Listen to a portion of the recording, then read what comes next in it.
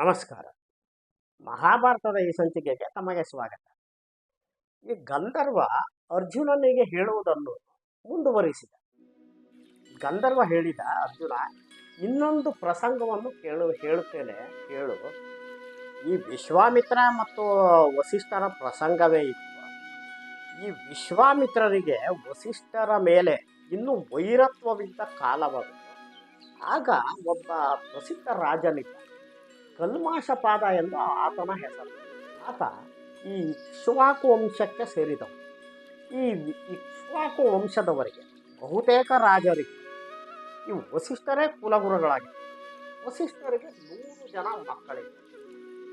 ಮೊದಲನೇ ಮಗನ ಹೆಸರು ಶಕ್ತಿ ಎಂದು. ಆತನು ತಪಸ್ವಿಯೇ.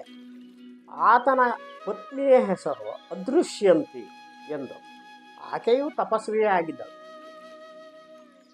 ಈ ವಿಶ್ವಾಮಿತ್ರನಿಗೆ ಏನಾದರೂ ಮಾಡಿ ಈ ಕಲ್ಮಾಷಪಾದ ರಾಜನನ್ನು ವಸಿಷ್ಠರಿಂದ ಬಿಡಿಸಿ ತಾನು ಆತನಿಂದ ಯಜ್ಞ ಯಾಗಾದಿಗಳನ್ನು ಮಾಡಿಸಬೇಕು ಎನ್ನುವ ಆಲೋಚನೆಯಲ್ಲಿ ಇದ್ದ. ಒಮ್ಮೆ ಈ ಕಲ್ಮಾಷಪಾದ ರಾಜ ಬೇಟೆಗೆ ಹೋಗಿದ್ದ. ಬೇಟೆಯೆಲ್ಲ ಆಡಿ ಆಯಿತು. ಮರಳಿ ಬರುತ್ತಿರುವಾಗ ಒಂದು ಕಾಲು ದಾರಿ ಇತ್ತು. ಆ ಕಾಲುದಾರಿಯಲ್ಲಿ ಈ ಕಲ್ಮಾಷಪಾದ ರಾಜ ಮತ್ತು ಈ ವಸಿಷ್ಠರ ಪುತ್ರ ಶಕ್ತಿ ಮುನಿ ಇಬ್ಬರು ಒಬ್ಬರಿಗೊಬ್ಬರು ಸಂಧಿಸಿದರು. ಈ ಕಲ್ಮಾಷಪಾದ ರಾಜ ಸ್ವಲ್ಪ ಅಹಂಕಾರದಿಂದ ನನಗೆ ಈತನೇ ದಾರಿ ಬಿಡಬೇಕು ಎಂದುಕೊಂಡ. ಶಕ್ತಿಯಾದರೂ ಈ ರಾಜ ನನಗೆ ದಾರಿ ಬಿಡಬೇಕು ಎಂದುಕೊಂಡ. ಇಬ್ಬರು ಆಗ ಕಲ್ಮಾಷಪಾದ ರಾಜ ಹೇಳಿದ, ನೀನು ಸತ್ತ ಸರಿದು ನನಗೆ ದಾರಿ ಮಾಡಿಕೊಡು ಎಂದು ನುಡಿದ. ಶಕ್ತಿ ಹೇಳಿದ, ಮಹಾರಾಜ, ಯಾರೇ ರಾಜರಾದ ಸಾಧು ಸಜ್ಜನರಿಗೆ, ಈ ಬ್ರಾಹ್ಮಣರಿಗೆ ಸೌಜನ್ಯದಿಂದ ಸನಾತನ ಧರ್ಮದ ಸಂಪ್ರದಾಯದ ರಾಜನೇ ಸರಿದು ದಾರಿ ಮಾಡಿಕೊಡಬೇಕು. ಅದು ನಿನ್ನ ಕರ್ತವ್ಯ ಎಂದ. ಇದು ಕೇಳಿ ಕಲ್ಮಾಷಪಾದನಿಗೂ ಸಿಟ್ಟು ಬಂತು. ಇಬ್ಬರೂ ಹಠಕ್ಕೆ ಬಿದ್ದರು. ಇಬ್ಬರೂ ಹಿಂದೆ ಸರಿಯರು. ಆಗ ಈ ಕಲ್ಮಾಷಪಾದ ರಾಜ ಕೋಪಗೊಂಡು ತನ್ನ ಬಳಿಯಿದ್ದ ಚಾವಟಿಯಿಂದ ಆ ಶಕ್ತಿಗೆ ಹೊಡೆದ. ಶಕ್ತಿ ಮುನಿಗೆ ಮಿತಿಮೀರಿದ ಕೋಪ ಬಂತು. ಆಗ ಆತ ಈ ಕಲ್ಮಾಷಪಾದ ರಾಜನನ್ನು ಶಪಿಸಿದ. ಆತ ಹೇಳಿದ, ಎಲ್ಲವೋ ನೀಚ ರಾಜ, ನೀನು ನಿಷ್ಕಾರಣವಾಗಿ ತಪಸ್ವಿಯಾದ ನನ್ನನ್ನು ರಾಕ್ಷಸತ್ವದಿಂದ ನಡೆಸಿಕೊಂಡೆ. ಹಾಗಾಗಿ ನಾನು ನಿನ್ನನ್ನು ಶಪಿಸುತ್ತೇನೆ. ನೀನು ರಾಕ್ಷಸನಾಗು, ಅದರಲ್ಲೂ ನರಮಾಂಸವನ್ನು ಭಕ್ಷಿಸುವ ರಾಕ್ಷಸನಾಗು ಎಂದು ಶಪಿಸಿದ. ನಂತರ ಹೊರಟು ಹೋದ. ಈ ಕಲ್ಮಾಷಪಾದ ರಾಜನಿಗೆ ಆದ ಅಚಾತುರ್ಯದ ಅರಿವಾಗಿತ್ತು, ಆದರೆ ಕಾಲ ಮೀರಿ ಹೋಗಿತ್ತು. ಈ ವಿದ್ಯಮಾನವನ್ನೆಲ್ಲ ವಿಶ್ವಾಮಿತ್ರ ಗಮನಿಸುತ್ತಾ ಇದ್ದ. ವಿಶ್ವಾಮಿತ್ರ ಒಬ್ಬ ರಾಕ್ಷಸ, ಅವನ ಹೆಸರು ಕಿಂಕರ ಎಂದು. ಆ ಕಿಂಕರನಿಗೆ ಹೇಳಿದ, ನೀನು ಈ ರಾಜನ ದೇಹದೊಳಗೆ ಸೇರಿಕೋ. ನಾನು ಆದೇಶಿಸಿದಂತೆ ನೀನು ಈ ರಾಜನನ್ನು ಪ್ರಚೋದಿಸು ಎಂದು ಹೇಳಿದ. ಸರಿ ಎಂದು ಈ ಕಿಂಕರ ಈ ಕಲ್ಮಾಷಪಾದ ರಾಜ ರಾಕ್ಷಸನಂತಾದವನು ಅವನ ದೇಹದೊಳಗೆ ಈತನು ಸೇರಿಕೊಂಡ. ಈ ಕಲ್ಮಾಷಪಾದ ರಾಜನಿಗೆ ಒಂದು ರೀತಿ ಪೂರ್ಣ ಪ್ರಜ್ಞೆ ಇಲ್ಲದೆ ಹೋಯಿತು. ಒಂದು ರೀತಿ ಅರೆಬರೆ ಮನಸ್ಥಿತಿ ಇತ್ತು. ಆತ ಹೀಗೆ ಅಲೆದಾಡುತ್ತ ಒಮ್ಮೆ ಈ ಶಕ್ತಿ ಇದ್ದ ತಪೋವನಕ್ಕೆ ಬಂದ. ಆಗ ವಿಶ್ವಾಮಿತ್ರ ಕಿಂಕರನಿಗೆ ಆದೇಶಿಸಿದ, ಈ ಶಕ್ತಿಯನ್ನು ಕೊಲ್ಲುವಂತೆ ಈ ರಾಜನನ್ನು ಪ್ರಚೋದಿಸಿದೆ. ಕಿಂಕರ ಹಾಗೆಯೇ ಮಾಡಿ ಈ ಕಲ್ಮಾಷಪಾದ ರಾಜ ಇವನ ಪ್ರಚೋದನೆಯಿಂದ ಶಕ್ತಿಯನ್ನು ನೋಡಿದವನೇ ಅಬ್ಬರಿಸುತ್ತ, ಎಲೆ ಮುನಿಯೇ, ನೀನು ನನಗೆ ನರಭಕ್ಷಕನಾಗು, ರಾಕ್ಷಸನಾಗು ಎಂದು ಶಪಿಸಿದೆ. ಈಗ ನಾನೇ ನಿನ್ನನ್ನು ಕೊಂದು ತಿನ್ನುತ್ತೇನೆ ಎಂದ. ಶಕ್ತಿ ಮುನಿಗೆ ಪಾರಾಗುವ ದಾರಿಯೇ ಇರಲಿಲ್ಲ. ಆಗ ಈ ರಾಜ ರಾಕ್ಷಸನಂತಾಗಿದ್ದವನು ಆ ಮುನಿಯನ್ನು ಕೊಂದು ತಿಂದ. ನಂತರ ಇದೇ ವಿಶ್ವಾಮಿತ್ರರ ಪ್ರಚೋದನೆಯಿಂದ ಈ ವಸಿಷ್ಠರ ಇತರ ಮಕ್ಕಳನ್ನು ಕೊಂದ. ವಸಿಷ್ಠರಿಗೆ ವಿಶ್ವಾಮಿತ್ರರ ಮೇಲೆ ಕೋಪವೇನೂ ಬರಲಿಲ್ಲ. ಆದರೆ ಈ ಭೂಪುತ್ರ ವಿಯೋಗದ ಶೋಕ ಅವರನ್ನು ಆವರಿಸಿತು. ಅದನ್ನು ಅವರು ತಡೆಯಲು ಸಾಧ್ಯವಾಗಲಿಲ್ಲ. ಅವರು ಚಿಂತಿಸಿದರು, ಈಗ ನಾನು ಆತ್ಮಹತ್ಯೆ ಮಾಡಿಕೊಳ್ಳುವುದೇ ದಾರಿ ಎನ್ನುವ ನಿರ್ಧಾರಕ್ಕೆ ಬಂದರು. ಆಗ ಅವರು ಮೇರು ಪರ್ವತದಿಂದ ಧುಮುಕಿದರು. ಅವರು ಸಾಯಲಿಲ್ಲ. ನಂತರ ಅಲ್ಲಿಯೇ ಇದ್ದ ಸ್ವಲ್ಪ ಅರಣ್ಯಕ್ಕೆ ಬೆಂಕಿಯನ್ನು ಹಚ್ಚಿ ಆ ಅಗ್ನಿಯಲ್ಲಿ ತಮ್ಮನ್ನು ತಾವೇ ದಹಿಸಿಕೊಳ್ಳಲು ಹೋದರು. ಆದರೆ ಅಗ್ನಿ ಇವರ ಕೂದಲನ್ನು ಕೊಂಕಲಿಲ್ಲ. ನಂತರ ಇವರು ಒಂದು ಕಲ್ಲನ್ನು ಕಟ್ಟಿಕೊಂಡು ಸಮುದ್ರದಲ್ಲಿ ಧುಮುಕಿದರು. ಸಮುದ್ರ ರಾಜ ಇವರನ್ನು ಒಂದು ಕೂಸಿನಂತೆ ತೆಗೆದುಕೊಂಡು ಬಂದು ದಡದಲ್ಲಿ ಬಿಟ್ಟ. ಅಂದರೆ ವಸಿಷ್ಠರ ಆತ್ಮಹತ್ಯೆಗೆ ಈ ಪ್ರಕೃತಿಯೇ ಸಹಕರಿಸಿದೆ. ಹಾಗಾಗಿ ನಿರಾಶೆಯಿಂದ ವಸಿಷ್ಠರು ಆಶ್ರಮಕ್ಕೆ ಬಂದರು. ಆಶ್ರಮದಲ್ಲಿ ಯಾರೂ ಪುತ್ರರಿಲ್ಲದೆ ಬಣಗುಡುತ್ತಿದ್ದರು. ಸ್ವಲ್ಪ ದಿವಸವಾದ ನಂತರ ಮತ್ತೆ ಅವರಿಗೆ ಒಂದು ರೀತಿಯ ಹತಾಶೆಯಾಯಿತು. ಇನ್ನೊಮ್ಮೆ ನಾನು ಆತ್ಮಹತ್ಯೆಗೆ ಪ್ರಯತ್ನಿಸುತ್ತೇನೆ ಎಂದುಕೊಂಡು ಹೋದ. ಒಂದು ಹೈಮಣಿ ಎನ್ನುವ ನದಿ ಇತ್ತು. ಆ ನದಿ ಈ ಹಿಮಾಲಯ ಪರ್ವತ ಪ್ರದೇಶದಿಂದ ಹುಟ್ಟುತ್ತದೆ. ಆ ನದಿಯಲ್ಲಿ ಈ ಮೊಸಳೆ ಮುಂತಾದ ಅನೇಕ ಕ್ರೂರ ಜಲಚರಗಳಿದ್ದವು. ವಸಿಷ್ಠರು ಯೋಚಿಸಿದರು, ನಾನು ಇದರಲ್ಲಿ ಬಿದ್ದರೆ ಈ ಜಲಚರಗಳು ಹೇಗಿದ್ದರೂ ನನ್ನನ್ನು ತಿಂದು ಹಾಕುತ್ತದೆ ಎಂದುಕೊಂಡು ತಮ್ಮ ದೇಹವನ್ನು ಈ ಬಳ್ಳಿಗಳಿಂದ ಬಂಧಿಸಿಕೊಂಡರು ತಾವೇ. ನಂತರ ಈ ನದಿಯಲ್ಲಿ ಧುಮುಕಿದರು. ಆದರೆ ಆ ನದಿಯಲ್ಲಿ ಬಿದ್ದ ಕೂಡಲೇ ಅವರ ಕಟ್ಟುಗಳೆಲ್ಲ ಸಡಿಲವಾದ. ಆ ನದಿ ಮತ್ತೆ ಅವರನ್ನು ದಡಕ್ಕೆ ತಂದು ಬಿಟ್ಟಿತು. ಆ ನದಿಗೆ ವಸಿಷ್ಠರು ವಿಪಾಶ ಎಂದು ಹೆಸರಿಟ್ಟರು. ವಿಪಾಶ, ಪಾಶ ಎಂದರೆ ಕಟ್ಟುಗಳು, ವಿಪಾಶ ಎಂದರೆ ಕಟ್ಟುಗಳು ಬಿಟ್ಟು ಹೋಗಿದ್ದು, ಕಟ್ಟುಗಳನ್ನು ಮುರಿದಿದ್ದು ಎಂದು ಅರ್ಥ. ಈಗಲೂ ಆ ನದಿ ಬಿಯಾಸ್ ಎನ್ನುವ ಹೆಸರಿನಲ್ಲಿ ಹರಿಯುತ್ತದೆ. ಈ ಬಿಯಾಸ್ ನದಿಗೆ ಇನ್ನೊಂದು ಹೆಸರೇ ವಿಪಾಶ. ಈ ಬಿಯಾಸ್ ಎನ್ನುವುದಕ್ಕೂ ಒಂದು ಅರ್ಥವಿದೆ. ಈ ಬಿಯಾಸ್ ನದಿಯ ಹುಟ್ಟಿದ ಜಾಗದಲ್ಲಿ ಅಲ್ಲಿ ವ್ಯಾಸರು ಒಂದು ಕುಂಡವನ್ನು ನಿರ್ಮಿಸಿದರು. ಅಲ್ಲಿ ಒಂದು ವ್ಯಾಸ ಕುಂಡ ಎನ್ನುವ ಪ್ರದೇಶವಿದೆ. ಅಲ್ಲಿಂದ ಇದು ಹರಿಯುತ್ತದೆ. ಈ ಉತ್ತರ ಭಾರತದ ಕೆಲವು ಭಾಗಗಳಲ್ಲಿ ವಾಗೆ ಬದಲು ಬಾ ಎಂದು ಉಪಯೋಗಿಸುತ್ತಾರೆ. ಉದಾಹರಣೆಗೆ ಚಕ್ರವರ್ತಿ ಅಂತ ಇದ್ದರೆ ಅದನ್ನು ಚಕ್ರವರ್ತಿ ಎಂದು ಹೇಳುತ್ತಾರೆ. ಹಾಗೆಯೇ ಈ ವ್ಯಾಸ ಅನ್ನುವುದು ವ್ಯಾಸ ಎಂದಾಯಿತು. ಹಾಗಾಗಿ ವ್ಯಾಸರ ಹೆಸರೇ ವ್ಯಾಸ ಎನ್ನುವುದು ಈ ನದಿಗಾಯಿತು. ಅಂದರೆ ವ್ಯಾಸ ಎನ್ನುವುದು ಬಿಯಾಸ್ ಎಂದಾಯಿತು. ನೀವು ಇದರ ಬಗ್ಗೆ ಉಲ್ಲೇಖವೂ ಇದೆ. ಇದನ್ನು ನೀವು ವಿಕಿಪೀಡಿಯಾದಲ್ಲೂ ಪರಿಶೀಲಿಸಬಹುದು.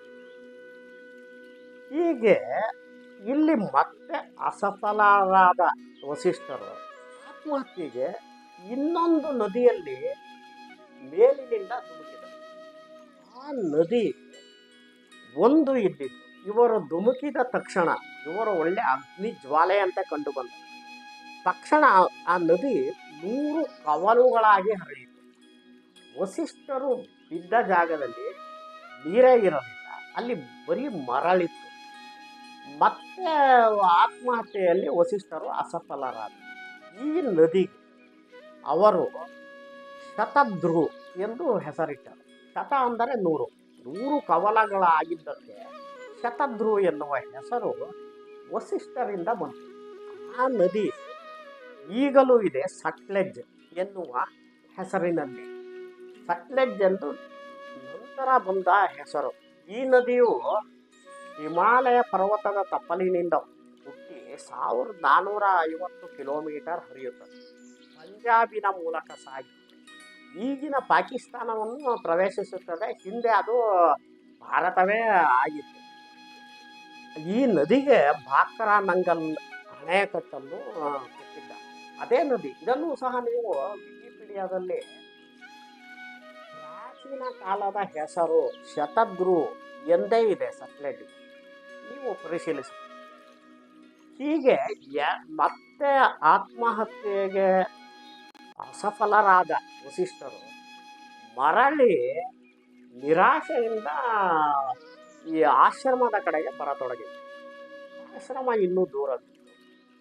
ಅಷ್ಟರಲ್ಲಿ ಈ ಶಕ್ತಿಯ ಪತ್ನಿ ಅಂದರೆ ಈ ವಸಿಷ್ಠರ ಸೊಸೆ ಅದೃಶ್ಯಂತ ವಸಿಷ್ಠರನ್ನು ನೋಡಿದವರು ಹಿಂದೆ ಬರತೊಡಗಿದರು.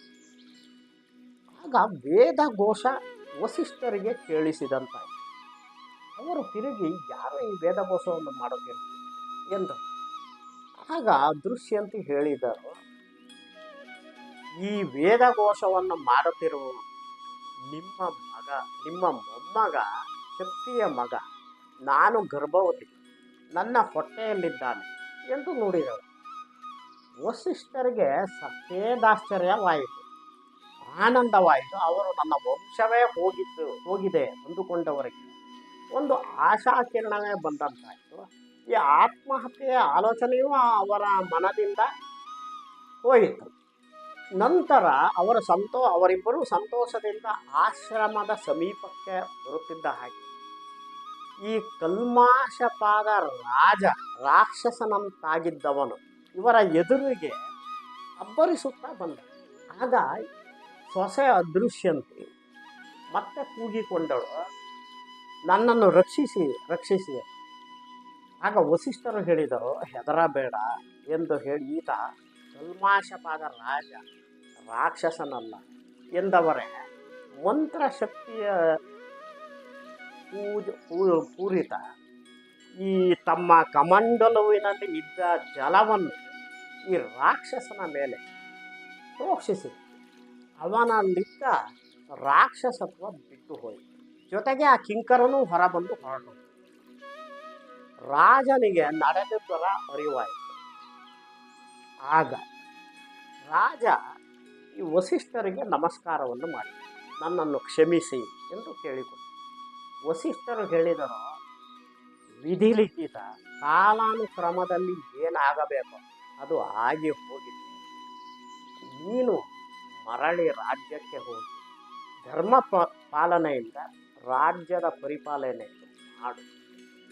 ಇನ್ನು ಮುಂದೆ ಈ ಸಾಧು ಸಜ್ಜನರನ್ನು, ಮಹರ್ಷಿಗಳನ್ನು, ಬ್ರಾಹ್ಮಣರನ್ನು ಗೌರವಿಸು ಎಂದು ಹಿತವಚನವನ್ನು ಹೇಳಿ ಅವನನ್ನು ಕಳುಹಿಸಿ. ಕಾಲ ಸರಿದಂತೆ ವಸಿಷ್ಠರ ಸೊಸೆಗೆ ಒಂದು ಗಂಡು ಮಗುವಾಯಿತು. ಆತನೇ ಮುಂದೆ ಪರಾಶರ ಮುನಿಯಾದ. ಈ ಪರಾಶರ ಮುನಿ ಒಂದು ವಯಸ್ಸಿಗೆ ಬರುವವರೆಗೆ ತನ್ನ ತಂದೆ ಹೇಗೆ ಮರಣಿಸಿದ ಯಾರು ಎನ್ನುವ ವಿಷಯ ಗೊತ್ತಿರೋದು. ತಾಯಿ ಬಹಳ ಕಾಲದ ನಂತರ ಒಮ್ಮೆ ಈ ಪರಾಶರ ಮುನಿಗೆ, ನಿನ್ನ ತಂದೆ ಒಬ್ಬ ರಾಕ್ಷಸನಿಂದ ಸಾವು ಸಂಭವಿಸಿತು, ವಸಿಷ್ಠರು ನಿಮ್ಮ ತಾತ ಎಂದು ಹೇಳಿದರು. ಈ ಪರಾಶರ ಮುನಿಗೆ ಬಹಳ ಕೋಪ ಬಂತು. ಕೋಪ ಮಿತಿ ಮೀರಿ ಆತ ಒಂದು ರಾಕ್ಷಸ ಯಜ್ಞವನ್ನು ನಡೆಸಲು ಆರಂಭ ಮಾಡಿದ. ಅವನ ಮಂತ್ರಗಳನ್ನು ಹೇಳುತ್ತಿದ್ದ ಹಾಗೆ ಎಲ್ಲಿಯೋ ಇದ್ದ ರಾಕ್ಷಸರೆಲ್ಲ ಬಂದು ಈ ಯಜ್ಞಕುಂಡಕ್ಕೆ ಬೀಳತೊಡಗಿದರು. ಅವರ ಹತ್ಯೆಯಾಗತೊಡಗಿತು.